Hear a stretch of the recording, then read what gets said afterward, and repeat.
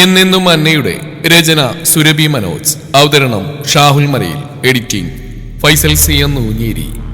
ഒരിക്കലും എന്റെ അന്നയ്ക്കെന്നെ ഉപേക്ഷിക്കുവാനാവില്ല. ഇനി അങ്ങനെ ഉണ്ടായ അന്ന് ഈ ആൽഫി ജീവിതം അങ്ങ് അവസാനിപ്പിക്കും. എന്തോ തീരുമാനിച്ചുറപ്പിച്ച പോലെ അവൻ ഡെയ്സിയോട് പറഞ്ഞു. നീ എന്തെന്നെ ന്യായങ്ങൾ നിരത്തിയാലും ആൽഫി, ഒരു ഭ്രാന്തി ഈ വീട്ടിൽ പൊറപ്പിക്കേണ്ട ഗതികേട് എനിക്കില്ല. ഇപ്പൊ നിനക്ക് തീരുമാനിക്കാം, നിനക്ക് നിന്റെ അന്നയെ വേണോ അതോ നിന്റെ അമ്മച്ചിയെ വേണോന്ന്. വാശി എന്ന പോലെ അവൻ ഉറ്റുനോക്കിക്കൊണ്ട് ചോദിച്ചു ഡെയ്സി. തീരുമാനിക്കാൻ ഈ ആൽഫിക്ക് ഒന്നും തന്നെ ഇല്ല അമ്മച്ചി. എനിക്കെന്താ അന്നയേക്കാൾ വലുതായിട്ട് മറ്റാരുമില്ല, മറ്റൊന്നുമില്ല അമ്മച്ചി. പിന്നെ ആൽഫി എന്നും അമ്മച്ചിക്ക് നല്ലൊരു മകനായിരുന്നു. ഒരു മകന്റെ എല്ലാ കടമയും ചെയ്തു തന്നിട്ടുണ്ട്. അപ്പച്ചൻ മരിച്ചപ്പോ വയസ്സ് എനിക്ക് 20. അന്നു മുതൽ കുടുംബത്തിന് വേണ്ടി പെങ്ങന്മാർക്ക് വേണ്ടി ആൽഫി പടുത്തുപയോഗിച്ച് ജോലിക്കിറങ്ങിയതാ. രാപ്പകലില്ലാതെ അധ്വാനിച്ച് 2 പെങ്ങന്മാരെ നല്ല രീതിയിൽ വിവാഹം കഴിപ്പിച്ചയച്ചു. അമ്മച്ചി ഒരു രാജ്ഞിയെ പോലെ തന്നെ നോക്കി, ഈ കണ്ടതെല്ലാം ഉണ്ടാക്കി. അപ്പോഴും എന്റെ അന്ന എന്റെ നെഞ്ചിൽ ഒരു നെരിപ്പോടായി അങ്ങനെ തന്നെ ഉണ്ടായിരുന്നു. അവളെന്നെ സ്വന്താവുന്ന ദിവസം എണ്ണി ഞാൻ ജീവിച്ചു. അങ്ങനെയുള്ള ഞാൻ എന്റെ അന്നയെ ഉപേക്ഷിക്കാനോ? നടക്കില്ല. ധൈര്യത്തോടെ ഡെയ്സിയുടെ കണ്ണുകളിലേക്ക് നോക്കി പറഞ്ഞവൻ. പിന്നെ അമ്മച്ചിക്ക് ഭ്രാന്തുള്ള എന്റെ അന്നയ്ക്കൊപ്പം കഴിയുന്ന ബുദ്ധിമുട്ടാണെങ്കിൽ പെൺമക്കളുടെ വീട്ടിൽ പോയി താമസിക്കാം, ആൽഫി തടയില്ല. ഓഹോ, നിനക്കപ്പ അവളാണ് വലുതല്ലേ? ഞാൻ ഇറങ്ങിക്കോളാടാ, നീ അവള് സ്വസ്ഥമായിട്ട് ജീവിക്ക്. അത്രയും പറഞ്ഞ് ഡെയ്സി ദേഷ്യത്തിൽ അകത്തേക്ക് കയറിപ്പോയി. വീടിനെ മുക്കുമൂലയും കൗതുകത്തോടെ നോക്കിയാണ് അന്ന. എന്റെ അന്നക്കുട്ടിക്ക് അപ്പുവിന്റെ വീട് ഇഷ്ടമായോ? കുസൃതിയോടെ അന്നയുടെ കാതോരമേലെ ചോദിച്ചവൻ. അപ്പു അന്ന ആദ്യം താമസിച്ചിരുന്ന വീടില്ലേ, അവിടെ ഉള്ളവരും കൊള്ളില്ല. ഇവിടെ അന്നയ്ക്ക് ഒത്തിരി ഇഷ്ടമായി. അപ്പു എന്നെ പൂട്ടിയിടല്ലേ, അന്നയ്ക്ക് പേടിയാ. പേടിയോടെ അവനെ നോക്കി പറഞ്ഞവൾ. എന്റെ അന്നയെ അപ്പു ഒരിക്കലും പൂട്ടിയിടില്ല കേട്ടോ. എന്താ പോരെ? ഹായ്, നല്ല അപ്പു. അത്രയും പറഞ്ഞവൾ അവന്റെ കവിളിലായി അമർത്തി ചുംബിച്ചു. കുറച്ചു കഴിഞ്ഞപ്പോൾ കയ്യിൽ വലിയൊരു ബാഗുമായി ഡെയ്സി പുറത്തേക്ക് ഇറങ്ങി വന്നു. ആൽഫിയുടെ നെഞ്ചോരം പറ്റി ചേർന്ന് നിൽക്കുന്ന അന്നയെ കണ്ട് അവർക്ക് ദേഷ്യം വന്നു. എന്നാൽ അവരുടെ മട്ടും ഭാവം കണ്ടിട്ടും ആൽഫി യാതൊരു പ്രതികരണമില്ലാതെ അങ്ങനെ തന്നെ നിന്നു. ഞാൻ എന്റെ ആൻസിമോളുടെ അടുത്തേക്ക് പോവാ. അത്രയും പറഞ്ഞവർ പുറത്തേക്ക് നടന്നു നീങ്ങി. അയ്യോ, അപ്പുവിന്റെ അമ്മ പോവാണോ? അവന് നോക്കി നിഷ്കളങ്കമായി ചോദിച്ചു അന്ന. എന്തേ പോണ്ടേ? അന്നയുടെ മുഖത്തേക്ക് ഉറ്റുനോക്കിക്കൊണ്ട് ആൽഫി ചോദിച്ചു. വേണ്ട, പോണ്ട, അമ്മയോട് പോണ്ടെന്ന് പറയപ്പൂ. സങ്കടത്തോടെ അവരുടെ പോക്ക് നോക്കി അന്ന പറഞ്ഞു. ആര് വേണമെങ്കിലും പോയിക്കോട്ടെ, എന്റെ അന്നയ്ക്ക് ഞാനില്ലേ, അന്നയുടെ അപ്പുവില്ലേ, അതുപോലെ. അവരുടെ കണ്ണുകളിലേക്ക് നോക്കി പ്രണയത്തോടെ നോക്കി ചോദിച്ചു ആൽഫി. അന്നയ്ക്ക് കൂട്ടിന് അപ്പുണ്ടല്ലോ, അത് മതി. അവന്റെ കയ്യിലായി പിടിച്ചു വലിച്ചുകൊണ്ട് അവൾ പറഞ്ഞു. ഇതേ സമയം അങ്ങ് മാളിയേക്കൾ തറവാടിൽ സാധനങ്ങളെല്ലാം നിലത്തേക്ക് വലിച്ചെറിഞ്ഞ് പൊട്ടിക്കുകയാണ് സാറ്. അമ്മച്ചിക്കുന്ന ഭ്രാന്ത് പിടിച്ചോ? അവരെ പിടിച്ചു മാറ്റിക്കൊണ്ട് ഇമ്മാനുവലും ചാർലിയും ചോദിച്ചു. അതേടാ, എനിക്ക് ഭ്രാന്ത് പിടിച്ചു. ഈ വീട്ടിൽ എച്ചിരി നിന്ന് വളർന്നവൻ എന്റെ മകളെ കൊണ്ടുപോയിരിക്കുന്നു കൂടെ പൊറുപ്പിക്കാൻ. അവന് എത്ര ധൈര്യം ഉണ്ടായിട്ടാ. ഇതുവരെ ഞാൻ പടുത്തുയർത്തിയ ഈ കുടുംബത്തിന്റെ അന്തസ്, അഭിമാനം, അതിനെയാ ഒരു നിമിഷം കൊണ്ട് അവനും അവളും കൂടി തകർത്ത് കളഞ്ഞ് രണ്ടിനെയും മനസ്സമാധാനത്തോടെ ജീവിക്കാൻ സമ്മതിക്കില്ല ഈ സാറാ. ക്രൂരമായി ചിരിച്ചുകൊണ്ട് പറയുന്ന സാറേ അവരെല്ലാം പേടിയോടെ നോക്കി നിന്നു. രാത്രിയിൽ ആൽഫി വാരി കൊടുക്കുന്ന ചോറ് ആസ്വദിച്ച് കഴിക്കുകയാണ് അന്ന. അപ്പു, നല്ല രുചിയുണ്ട്. സത്യം? കുറുമ്പോടെ ആൽഫി അവളെ നോക്കിക്കൊണ്ട് ചോദിച്ചു. സത്യം. എന്റെ അപ്പു എനിക്ക് വാരി തരുന്നോണ്ടായിരിക്കും അല്ലേ? അതിയായ സന്തോഷത്തോടെ അന്ന ചോദിച്ചു. അന്നക്കുട്ടി, അപ്പൊ ഒരു കാര്യം ചോദിച്ചാൽ സത്യം പറയോ? തലയാട്ടിക്കൊണ്ട് അന്ന മൂളി. അന്നക്ക് ഈ ലോകത്തിലെ ഏറ്റവും കൂടുതൽ ഇഷ്ടം ആരെയാ? അവന്റെ ചോദ്യം കേട്ട് കൈവിരൽ തന്നെ താടിത്തുമ്പിലാട്ടിക്കൊണ്ട് അവൾ ആലോചിച്ചു. എനിക്കെന്റെ അപ്പുവിനെ കൂടുതൽ ഇഷ്ടം. ചിരിയോടെ അന്ന പറഞ്ഞു. എന്തെങ്കിലും ഒരിക്കൽ അന്ന അപ്പുവിനെ ഉപേക്ഷിച്ചു പോവോ? അത് ചോദിക്കുമ്പോൾ അവന്റെ വാക്കുകൾ ഇടറുന്നുണ്ടായിരുന്നു. അയ്യോ, എന്റെ അപ്പൂസെ കരയാണോ? ഒരിക്കലും എന്റെ അപ്പുവിനെ വിട്ട് അന്ന എവിടെയും പോയില്ല, കരയണ്ട. അവന്റെ കണ്ണീർ തുടച്ചുകൊണ്ട് അന്ന പറഞ്ഞു. അത് കേട്ടയുടൻ അവള് വരിഞ്ഞു മുറുക്കിയ ആൽഫി ആ കവിളിലായി അമർത്തി ചുംബിച്ചു. അവന്റെ അന്നയ്ക്ക് അവൻ കൊടുക്കുന്ന 2ാമത്തെ ചുംബനം. രാത്രിയിൽ കൊച്ചുകുട്ടികളെ പോലെ നിഷ്കളങ്കമായി ഉറങ്ങുന്ന അന്നെ ഇമച്ചിമ്മാതെ പ്രണയത്തോടെ നോക്കിയിരുന്ന ആൽഫി. നിനക്ക് വേണ്ടിയുള്ള കാത്തിരിപ്പായിരുന്നില്ല അന്ന എന്റെ ഈ ജീവിതം. മൗനമായി അവളെ നോക്കി പറഞ്ഞവൻ. ഒരു നിമിഷം അവൻ ആ പഴയ ആൽഫിയാവുകയായിരുന്നു. നാട്ടിലെ പേരുകേട്ട ക്രിസ്ത്യൻ കുടുംബമായിരുന്നു മാളിയേക്കൽ തറവാട്. ഫിലിപ്പ് തരകന്റെ മരണത്തിന് ശേഷം ഭാര്യ സാറ ഫിലിപ്പ് തരകൻ അടക്കി വാണിരുന്ന സാമ്രാജ്യം. അവർക്ക് 3 മക്കളാണ്. ഇമ്മാനുവൽ തരകൻ, ചാർലി തരകൻ, അന്ന തരകൻ. അവിടുത്തെ കാര്യസ്ഥനായിരുന്നു ആൽഫിയുടെ അച്ഛൻ മാത്യൂസ്. മാത്യൂസിന് മക്കൾ 3 മൂത്തവൻ ആൽഫി, ഇളയവൾ ആസിയും ആൻഡ്രിയയും. കഷ്ടപ്പാടും ദാരിദ്ര്യവും അറിഞ്ഞു വളർന്ന കുടുംബമായിരുന്നു മാത്യൂസിൻ്റെത്. മാത്യൂസിനൊപ്പം ഒഴിവു സമയങ്ങളിൽ ആൽഫി മാളിയേക്കൽ പോയിരുന്നു. ആൽഫിയുടെ കണ്ണിന് കുളിരേകാൻ കടന്നു വന്നതാണ് മാളിയേക്കൽ അവന്റെ മാലാഖ അന്ന. രണ്ട് ആംഗ്ലമാരുടെയും പുന്നാര പെങ്ങൾ, മാളിയേക്കൽ തറവാട്ടിലെ ഒരേ ഒരു പെൺതരി. അപ്സരസിനെ വെല്ലുന്ന സൗന്ദര്യമുള്ള അന്നയോട് ആൽഫിക്ക് പ്രണയമായിരുന്നു, ഭ്രാന്തമായ പ്രണയം. അവളെ കാണാൻ വേണ്ടി മാത്രം അവൻ അപ്പനൊപ്പം കൂടി. ആ വീട്ടിൽ ആരെക്കാളും കരുണയും മനുഷ്യത്വം ഉണ്ടായിരുന്നു അന്നയ്ക്ക് മാത്രമായിരുന്നു. രൂപത്തിൽ മാത്രമല്ല, സ്വഭാവത്തിലും അവളൊരു മാലാഖ തന്നെയായിരുന്നു. എന്നും ആൽഫിക്കായി മാത്രം അവളുടെ ചുണ്ടുകളിൽ ഒരു പുഞ്ചിരി ഉണ്ടായിരുന്നു. ശാന്തമായി തന്നെ നോക്കി പുഞ്ചിരിക്കുന്ന ആ 14 വയസ്സുകാരിയോട് ആ 18കാരന് ഭ്രാന്ത് തന്നെയായിരുന്നു. മാളിയേക്കൽ ആരുമില്ലാതിരുന്ന ഒരു ദിവസം തന്റെ മുറിയിലെ ജനലിന് ഓരം ചേർന്നിരുന്ന് പുസ്തകം വായിക്കുന്നവളുടെ അടുത്തേക്ക് ആൽഫി ഓടിപ്പോയി. ശേഷം അവളോടുള്ള അവന്റെ അടങ്ങാത്ത പ്രണയം അവൻ അവളുടെ കവിളിൽ ഒരു ചുംബനം നൽകിക്കൊണ്ട് അറിയിച്ചു. അത് കണ്ടുകൊണ്ടുവന്ന സാറ അവനെ ഒത്തിരി തള്ളി ചതച്ചു.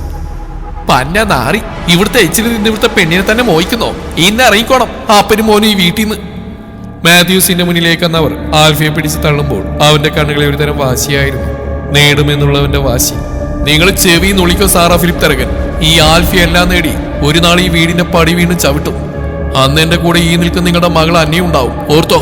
ദരിദ്രവാസിയാണെന്ന് പറഞ്ഞ് ആട്ടിപ്പായിച്ച ഈ ആൽഫി അന്ന് എല്ലാം നേടി നിങ്ങളുടെ മുമ്പിൽ വരും, വന്നിരിക്കും. അവരെ നോക്കി വെല്ലുവിളിച്ചുകൊണ്ട് അപ്പനെയും കൂട്ടി അന്ന് അവിടുന്ന് അവൻ നടന്നു നീങ്ങി. 2 കൊല്ലം കഴിഞ്ഞപ്പോൾ മാത്യൂസ് മരിച്ചു. പിന്നെ ആൽഫി പഠിത്തമൊക്കെ ഉപേക്ഷിച്ച് കുടുംബം പോറ്റാൻ ജോലിക്കിറങ്ങി. അപ്പോഴും അന്ന എന്നത് അവന്റെ ഒരു സ്വപ്നം തന്നെയായിരുന്നു. ആൾക്ക് വേണ്ടി അവൻ എല്ലാം നേടി. +2 കഴിഞ്ഞതോടെ അന്ന കോയമ്പത്തൂരിലാണ് പഠിച്ചത്. അവിടെയുള്ള എഞ്ചിനീയറിംഗ് കോളേജിൽ പഠിക്കുമ്പോഴാണ് അർപ്പിത് എന്ന അവിടെ അപ്പുവുമായി അടുക്കുന്നത്. അന്യമതത്തിൽപ്പെട്ടുകൊണ്ടും സാമ്പത്തികമായി ഏറെ പിന്നിൽ നിൽക്കുന്നതായിരുന്നു അപ്പുവിന്റെ കുടുംബം. അന്നയും അപ്പുവുമായുള്ള കുടുംബം പറഞ്ഞ സാർക്ക് ഇത് സഹിക്കാവുന്നതിൽ അപ്പുറമായിരുന്നു. അതുകൊണ്ട് തന്നെ വാടക്കൊലയാളികളെ ഏർപ്പാടാക്കി അവരവനെ കൊന്നു. കൺമുമ്പിൽ കണ്ട അപ്പുവിന്റെ മരണം അന്നയെ ഒരു ഭ്രാന്തിയാക്കി മാറ്റി.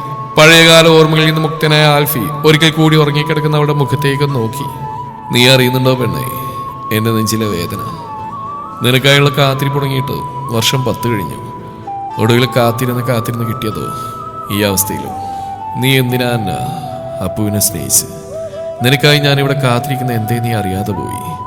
സഹിക്കുന്നില്ല പെണ്ണേ, നീ മറ്റൊരാളുടെ പേരും പറഞ്ഞ് ഭ്രാന്ത് കാട്ടുന്ന കാണാനാവുന്നില്ല എനിക്ക്. അവളെ നോക്കി നിശബ്ദമായി പറഞ്ഞു ആൽഫി. അവന്റെ കണ്ണുനീർ അവളുടെ കൈകളിലായി ഇറ്റു വീണുകൊണ്ടിരുന്നു. ഈ ജന്മത്തിൽ നിന്റെ സ്നേഹം കിട്ടാൻ, നിന്റെ മുന്നിൽ അപ്പുവായിട്ട് അഭിനയിക്കാൻ എനിക്ക് സമ്മതമാണ് അന്ന. ഒന്നുമില്ലെങ്കിലും നീ എൻ്റെ കൂടെ എൻ്റെ നെഞ്ചിൽ തലവെച്ചുണ്ടാവുമല്ലോ, അത് മതി, അത് മാത്രം മതി എനിക്ക്. തന്റെ നെഞ്ചോരം അവളെ ചേർത്ത് പിടിച്ചുകൊണ്ടാവൻ പറഞ്ഞു. എത്ര കൊതിച്ചിട്ടുണ്ടെന്ന് അറിയോ അന്ന. നിനക്കിതേ ഇതുപോലെ നിന്നെ ഒന്ന് അടക്കി പിടിക്കാൻ, ഈ തൊടുത്ത കവിളിൽ ഒന്നുകൂടി ചുംബിക്കാൻ. ആള് നോക്കി പ്രണയപൂർവ്വം ഒഴിഞ്ഞവൻ. പഴകും തോറും വീര്യം കൂടുന്ന പ്രണയത്തിന്റെ തുടിപ്പാണ് ആൽഫിക്ക് അവന്റെ അന്ന. അവന്റെ പ്രണയമറിയാതെ അവളോ സുഖമായ നിദ്രയിലും. പിറ്റേന്ന് നേരം പുലർന്നപ്പോൾ അവനെ അടുത്ത് കാണാതെ തന്നെ കരയാൻ തുടങ്ങി. ഉച്ചത്തിലുള്ള അവിടെ കരച്ചിൽ കേട്ട് മുറ്റത്ത് ചെടിക്ക് വെള്ളമൊഴിച്ചുകൊണ്ടിരുന്ന ആൽഫി ഓസ് അവിടെ ഇട്ടുകൊണ്ട് അവൾക്കരികിലേക്ക് ഓടി. അന്ന അന്ന, എന്താടാ ഇത്? കട്ടിലെ ഒരു മൂലയിൽ വല്ലാത്ത കോളത്തിലേക്ക് നന്നയുടെ അടുത്തായി വന്നുകൊണ്ട് അവൻ ചോദിച്ചു. അപ്പു പോവല്ലേ, അന്നയെ തനിച്ചാക്കി പോവല്ലേ? കൊച്ചുകുട്ടികളെ പോലെ അവനെ നോക്കി കരഞ്ഞു പറയുന്ന അന്നയെ കണ്ട് അവന് സഹിക്കുന്നുണ്ടായിരുന്നില്ല. എന്റെ മോളെ, നിന്നെ ഇവിടെ ഇട്ടിട്ട് ഞാനിവിടെ പോരാ. എന്റെ അന്നയ്ക്ക് വേണ്ടിയല്ലേ ഞാൻ ജീവിക്കുന്നത് തന്നെ. അവളെ സമാധാനിപ്പിക്കാനായി അവൻ പറഞ്ഞു. അവന്റെ വാക്കുകൾ കേട്ട അന്നയുടെ മുഖം പൂനിലാ ഉദിച്ച പോലെ ശോഭിച്ചു. കർത്താവേ, എന്റെ അന്നയെ എനിക്ക് തിരിച്ചു തന്നേക്കണേ. മൗനമായി അവൻ പ്രാർത്ഥിച്ചു. ഈച്ചായ, ഇനിയെങ്കിലും അന്നയൊന്ന് സമാധാനമായി ജീവിച്ചോട്ടെ. സ്വന്തം അമ്മയിൽ നിന്ന് ഒത്തിരി അനുഭവിച്ചവൾ അവൾ സ്നേഹിച്ച അവളുടെ അപ്പുവിനെ അവർ കൊന്നു. എനിക്ക് സഹിക്കുന്നില്ല ഈച്ചായ. എങ്ങനെയാണ് അവർക്ക് ഇത്ര ക്രൂരിയാവാൻ കഴിയുന്നത്? മക്കളില്ലാത്ത എനിക്ക് അന്ന എൻ്റെ മകള് തന്നെയാണ്. ചേട്ടത്തി എന്നതിനേക്കാൾ ഉപരി അവൾക്ക് ഞാനൊരു അമ്മയും എനിക്ക് അവളൊരു മകളുമായിരുന്നു. ഇച്ചായ, അമ്മച്ചിയുടെ വാശിയേക്ക് ഇനി അന്നയും ആൽഫയും ബലി കൊടുക്കാൻ നിങ്ങൾ കൂട്ടു നിൽക്കരുത്. അന്നയുടെ മുഖമോർത്തുകൊണ്ട് വേദനയോടെ ലിസമ്മ ഇമ്മാനുവലിനോടായി പറഞ്ഞു. ആൽഫിക്ക് അന്നയോടുള്ള കളങ്കമില്ലാത്ത സ്നേഹം അവർ ജീവിച്ചോട്ടെ ഇച്ചായ. അവരുടെ ലോകത്ത് ആൽഫയെ കൂടി അവൾക്ക് നഷ്ടപ്പെട്ടാൽ പിന്നെ നമ്മൾ അന്നെ ജീവിച്ചിരിക്കില്ല. ലീസയുടെ വാക്കുകൾ കേട്ട ഇമ്മാനുവൽ ഒരു നിമിഷം നിശ്ചലനായി നിന്നുപോയി. ലീസ പറഞ്ഞില്ല, ശരി തന്നെയാണെന്ന് അയാൾക്കും അറിയാം. ഇത്രയും നാൾ അമ്മച്ചിയെ ഭയന്ന് കുടുംബത്തിന്റെ മാനവും അഭിമാനവും നോക്കി ഒരടിമയെ പോലെയാണ് ജീവിച്ചത്. പലപ്പോഴും അന്നയുടെ സങ്കടങ്ങൾ കണ്ടിൽ നിന്ന് അടിച്ചു. എന്നാൽ ഇനി ഒരിക്കലും അമ്മച്ചിയുടെ ക്രൂരതകൾക്ക് കൂട്ടു നിൽക്കാനോ അന്നയെ ദ്രോഹിക്കാനോ ഒരിക്കലും അയാൾ മനസ്സിൽ പറഞ്ഞു. അന്ന കൂടെയുള്ളതുകൊണ്ട് തന്നെ എസ്റ്റേറ്റുകളിലേക്കൊന്നും തന്നെ ആൽഫി ഇപ്പോൾ പോവാറില്ല. എല്ലാത്തിനും ഓരോരോ സ്റ്റാഫിനെ അവൻ നിയമിച്ചിരുന്നു. എപ്പോഴും അന്നയുടെ കുറുമ്പും കുസൃതി ആസ്വദിച്ചങ്ങനെ അവൾക്കൊപ്പം അവനും കൂടി.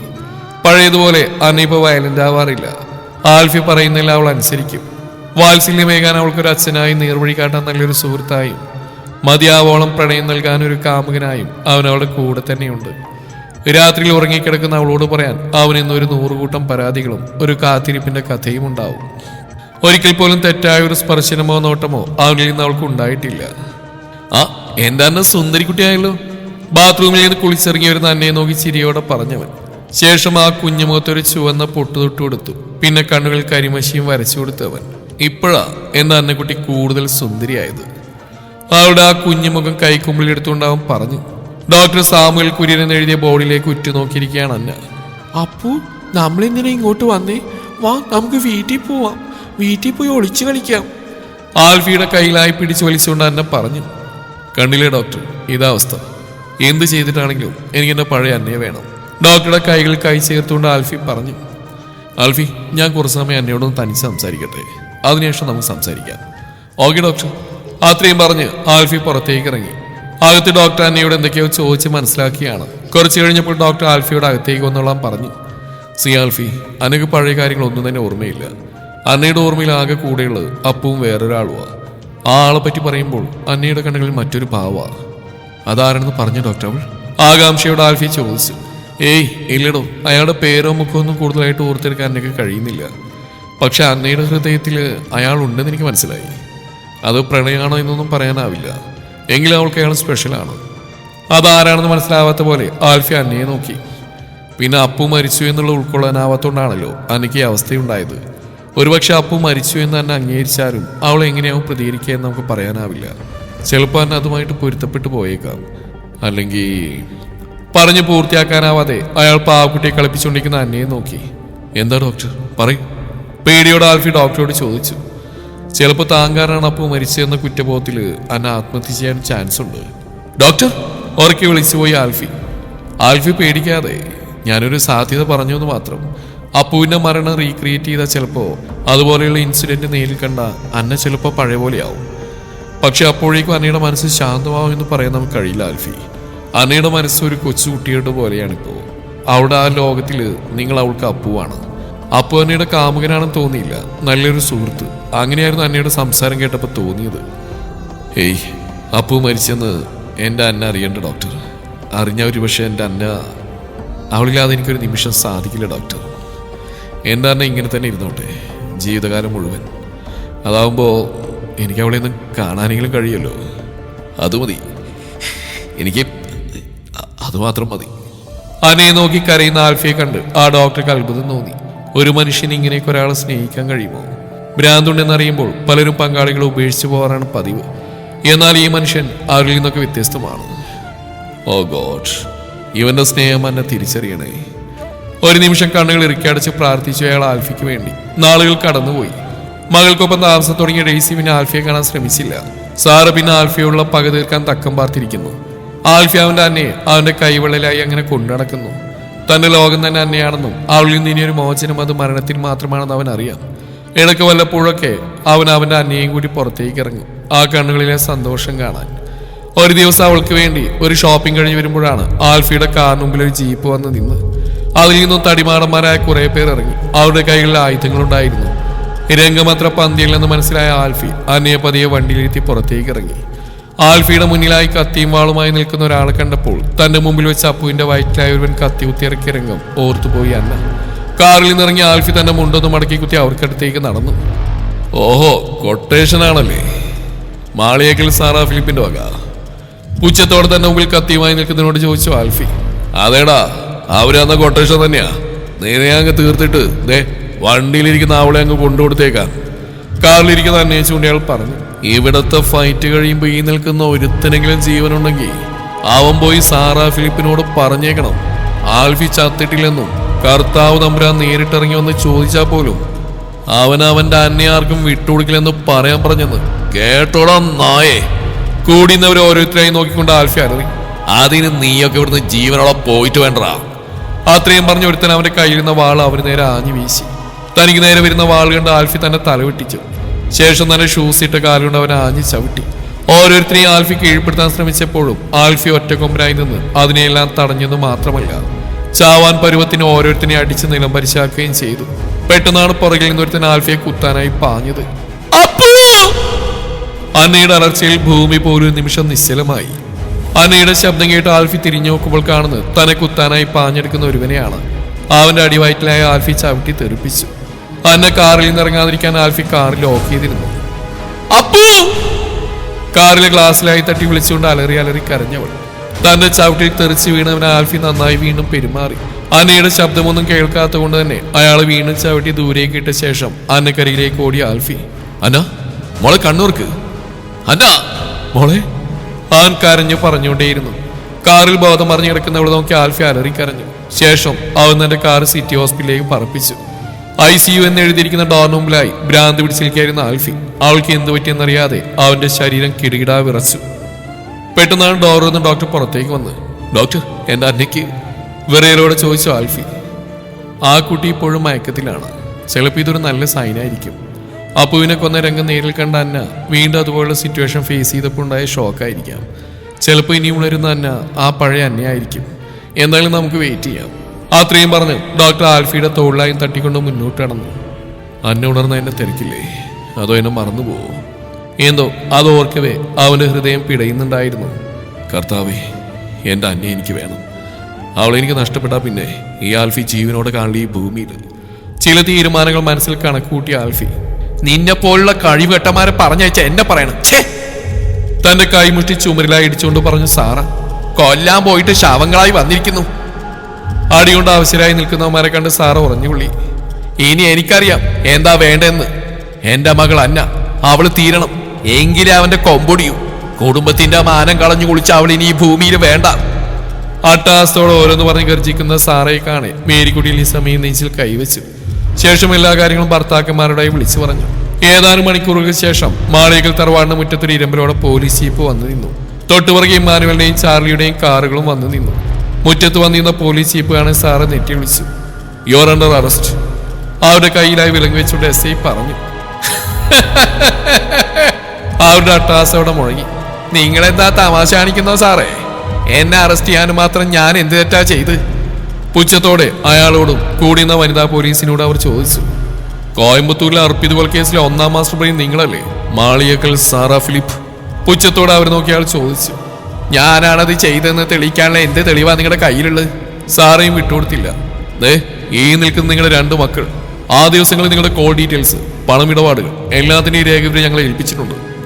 അടുത്തായി നിൽക്കുന്ന ഇമ്മാനുവലിനെയും ചാർലിയും നോക്കി അയാൾ പറഞ്ഞു. പിന്നെ നിങ്ങളെ സഹായിച്ച അവന്മാരെ ഞങ്ങൾ പൊക്കിയിട്ടുണ്ട്. അവന്മാരെ ഞങ്ങളോടെല്ലാം പറഞ്ഞിട്ടുണ്ട്. അയാൾ പറയുന്നേട്ട് സാറ് തന്നെ മക്കളെ ദേഷ്യത്തോടെ നോക്കി. മതിയായി ഞങ്ങൾക്ക് ഇവരെ. സാറേ, ഇവരെ ഇവിടെ നിന്ന് കൊണ്ടുപോകും. ഇനി ഇവരെ സഹായിക്കാൻ ഞങ്ങൾക്ക് വയ്യ. ആ പോലീസുകാരനെ നോക്കി ഇമ്മാനുവലും ചാർലി അപേക്ഷയായി പറഞ്ഞു. 2 വനിതാ പോലീസുകാർ ചേർന്ന് സാറേ പോലീസ് ജീപ്പിൽ കയറ്റി. വണ്ടി മുന്നോട്ടെടുക്കുമ്പോഴും സാറയുടെ കണ്ണിൽ ക്രൂരതയുടെ കനൽ എരിയുന്നുണ്ടായിരുന്നു. ആൽഫിയെ കുത്താനായി മുന്നോട്ടെടുക്കുന്നയാളുടെ മുഖം തെളിഞ്ഞതും വെപ്രാളത്തോടെ അന്ന തന്റെ മിഴികൾ തുറന്നു. അപ്പു, എനിക്ക് എന്റെ അപ്പുവിനെ കാണണം. അന്ന നിലവിളിക്കാൻ തുടങ്ങി. അന്നയുടെ റൂമിലുണ്ടായ നേഴ്സ് ഇത് കണ്ട് പേടിയോടെ പുറത്തേക്ക് ഓടി. പുറത്ത് അന്നയ്ക്ക് എന്ത് പറ്റിയെന്നറിയാതെ അങ്ങോട്ടും ഇങ്ങോട്ടും നടപ്പുണ്ട് ആൽഫി. ആ കുട്ടിക്ക് ബോധം വന്നു. അവന് നോക്കി വിളിച്ചു പറഞ്ഞുകൊണ്ട് അവർ ഡോക്ടറിന്റെ അടുത്തേക്ക് ഓടി. അത് കേൾക്കേണ്ട താമസം ആൽഫി അന്നക്കടുത്തേക്ക് ഓടി. അന്നുമോളെ അവളുടെ കൈകൾ മുറുകെ പിടിച്ചുകൊണ്ട് ദയനീയമായി വിളിച്ചു. കൊന്നെ നീ എന്റെ അപ്പുവിനെ. ഞാൻ കാരണം എന്റെ അപ്പു മരിച്ച്. ഒരു തെറ്റും ചെയ്യാത്ത എന്റെ അപ്പുവിനെ കൊന്നില്ലേ? അവന്റെ ഷർട്ടിലായി പിടിമുറുക്കിക്കൊണ്ട് അന്ന അലറി. അന്നുമോളെ എന്താ ഇത്? ഇത് ഞാനാ, നിന്റെ ആൽഫി. എന്നെ മറന്നുപോയോ? അത് ചോദിക്കുമ്പോൾ അവൻ കരഞ്ഞു പോയിരുന്നു. അവളെ തന്നെ നെഞ്ചോരം ചേർക്കാനായി തുടങ്ങവേ അന്ന അവനെ ആഞ്ഞു തള്ളി. എനിക്ക് നിങ്ങളെ അറിയില്ല, തൊട്ടു പോരെ തന്നെ. എല്ലാവരോടും എനിക്ക് വെറുപ്പാ. അന്നയ്ക്ക് ചുറ്റും കൂടിയിരിക്കുന്നവരെല്ലാം പിശാചിക്കളാ. സ്നേഹം നടിച്ചതിക്കാനല്ലേ താൻ എന്റെ കൂടെ കൂടിയിരിക്കുന്നത്? എനിക്ക് കാണണ്ട, പോ. ചാട്ടുളി പോലെയുള്ള അന്നയുടെ വാക്കുകൾ ആൽഫിയുടെ ഹൃദയത്തെ മുറിവേൽപ്പിച്ചു. ആ പഴയ അന്നയല്ല തന്നെ മുന്നിലിരിക്കുന്നതെന്ന് അവന് തോന്നിപ്പോയി. മനസ്സെപ്പോഴോ മരിച്ചു പോയിരിക്കുന്ന അവന്റെ ഇപ്പോഴുള്ളത് അവന്റെ ശരീരം മാത്രമാണ്. മൗനമായി അന്നയെ നോക്കി യാത്ര പറഞ്ഞവൻ അവിടുന്ന് നടന്നു നീങ്ങി. അന്ന, അറിയോ ഓക്കെ? ഡോക്ടർ അടുത്തേക്ക് വന്നിട്ട് ചോദിച്ചു. യെസ് ഡോക്ടർ, ഗൗരവത്തോടെ പറഞ്ഞു. Okay, take a rest. Sister, Anna കൊടുക്കാനുള്ള ടാബ്ലറ്റ് കൊടുത്തേക്ക്. അത്രയും പറഞ്ഞ അയാൾ പുറത്തേക്ക് പോയി. അന്ന, ഈ ലെറ്റർ തന്നെ ഇവിടെ കൊണ്ടുവന്ന ആള് തനിക്ക് തരാൻ പറഞ്ഞ. തന്റെ കയ്യിലിരുന്ന പേപ്പർ അന്നയ്ക്ക് നേരെ നീട്ടിക്കൊണ്ട് ആ നേഴ്സ് പറഞ്ഞു. വിറക്കുന്ന കൈകളോടെ അവളത് വാങ്ങി വായിക്കാൻ തുടങ്ങി. പ്രിയപ്പെട്ട എൻ്റെ അന്നയ്ക്ക്, ഈ കത്തന്നയുടെ കയ്യിൽ കിട്ടുമ്പോൾ ചിലപ്പോൾ ഞാൻ ജീവനോട് ഉണ്ടാവണമെന്നില്ല. വർഷങ്ങൾക്ക് മുമ്പ് എനിക്ക് നിന്നോട് പ്രണയമാണെന്ന് പറഞ്ഞു പോയതിൻ്റെ പേരിൽ ആ കവിളിൽ നിന്ന് ചുംബിച്ചതിൻ്റെ പേരിൽ നിന്റെ വീട്ടിൽ നിന്ന് നാട്ടിറക്കിയ ആ 18കാരനെ ഓർക്കുന്നുണ്ടോ അന്ന നീ? നീണ്ട 10 വർഷങ്ങൾക്ക് ശേഷം അവൻ വീണ്ടും വന്നു അവൻ്റെ അന്നയെ സ്വന്തമാക്കാൻ. അവളാണ് ഭ്രാന്തെന്ന് കരുതി ജീവിച്ച അവന് അവളുടെ ഭ്രാന്ത് ഒരു വിഷയമായിരുന്നില്ല. കാരണം അവനും ഭ്രാന്തായിരുന്നല്ലോ അവളെന്ന ഭ്രാന്ത്. അവനോടുള്ള പ്രണയം എപ്പോഴേക്കോ നിന്റെ കണ്ണുകളിൽ ഞാൻ കണ്ടിരുന്നു അന്ന. എന്നാൽ ഇന്ന് ആ കണ്ണുകളിൽ അവനോടുള്ള പ്രണയത്തിന് പകരം ദേഷ്യമാണ് കാണാൻ കഴിയുന്നത്. അവൻ എല്ലാവർക്കും മുമ്പിലും ജയിച്ചപ്പോഴും തോറ്റ് നിനക്ക് മുമ്പിൽ മാത്രമാണ്. നിന്നെ ദ്രോഹിച്ചവർക്കൊക്കെ അവൻ ശിക്ഷ വാങ്ങി കൊടുത്തിട്ടുണ്ട് അന്ന. നീ ഇനി നിന്റെ ആംഗ്ലമാരുടെ കൈകളിൽ നിന്നും സുരക്ഷിതയായിരിക്കും. നീ ഇല്ലാത്ത ലോകം അവനൊരു തടവറയാ. ആ തടവറയിൽ നിന്ന് അവൻ എന്നേക്കുമായി മുക്തി നേടാൻ പോകുന്നു. എന്നെന്നും അന്നയുടെ ആൽഫി. കത്ത് വായിച്ചു കഴിഞ്ഞതും അന്നയുടെ കണ്ണിൽ നിന്ന് കണ്ണുനീർ ധാരധാരയായി ഒഴുകിയിറങ്ങി. ആൽഫി ചായ എന്ന് വിളിച്ചുകൊണ്ട് അവൾ പുറത്തേക്ക് ഇറങ്ങി ഓടി. ഓടുന്നീടിൽ ചാർലിയുടെ നെഞ്ചിൽ തട്ടി നിന്നു അന്ന. നീ എന്താ മോളയുടെ? നീ വാർഡിലുണ്ടെന്നാണല്ലോ ആൽഫി വിളിച്ചു പറഞ്ഞ്. ആൽഫി എവിടെ? ചുറ്റും കണ്ടുപിടിച്ചുകൊണ്ട് അയാൾ ചോദിച്ചു. തന്റെ കയ്യിലിരുന്ന കത്ത് അയാളെ ഏൽപ്പിച്ചു അന്ന. ഈ ചായ എന്റെ ആൽഫി ചായ. കത്ത് വായിച്ച ചാർലി ഒരു നിമിഷം തളർന്ന് നിന്നുപോയി. നീ എന്തൊരു മണ്ടത്തരന്നാ കാട്ടിയത്. ഒരു ഭ്രാന്തിയായിരുന്നു നിന്നെ അവൻ എങ്ങനെയാ നോക്കിയെന്ന് ഞങ്ങൾക്ക് നന്നായിട്ട് അറിയാം. അന്നും ഇന്നും എന്നും നീ അവന്റെ ജീവനാന്ന. ആ അവനെയാണല്ലോടി നീ വേദനിപ്പിച്ചത്. അവൾ നോക്കി ചോദിച്ച ചാർലി. ഞാനൊന്നും അറിഞ്ഞില്ലല്ലോ ഈ ചായ. നീണ്ട 10 വർഷങ്ങൾക്ക് ശേഷം കണ്ടിട്ടും എനിക്ക് മനസ്സിലായില്ലല്ലോ ആ മനുഷ്യനെ. ആ മനുഷ്യനോടുള്ള പ്രണയം വർഷങ്ങളായിട്ട് നെഞ്ചിക്കൊണ്ട് നടക്കുക ഞാൻ.